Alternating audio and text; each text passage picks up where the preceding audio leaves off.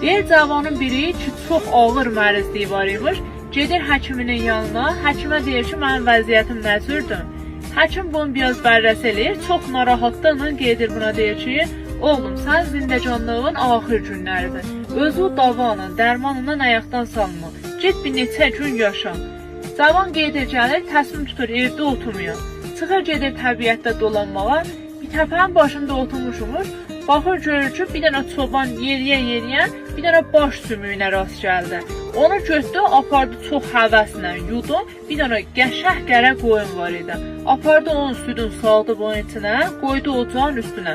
Çoban bu tərəfə dönməklə, daldan bir dənə yekə ilan, cətdi səmmin töhdü o südün içinə getdi. Cavan bunları gördü, dedi ay Allah, bu çoban əgər o südü içsə öləcək. Allah bilir bunun xanivadəsi var, zindəcanlığı var. Təsmin tutur, gedə çobandan o südü ala içsən. Gedir çobana səlam eləyir filan, deyir ki, o südü verərsən, mən içəm. Çoban ki, onu çox arzu ilə özünə hazırlamışdı, deyir, mən niyə vermirəm, sən Allah bunu alsan.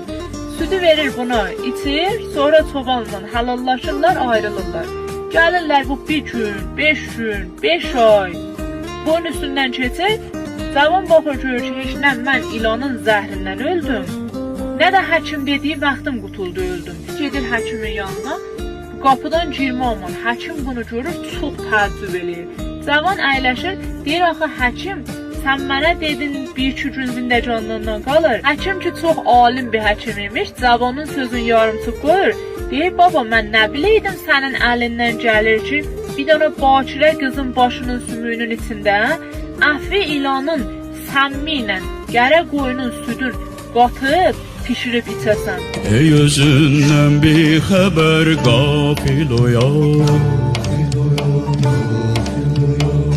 Həqqə gəl kim haqq deyil batil oyan. Olma fani aləmə mail oyan, Mərifətdən nəsnə qıl hasil oyan.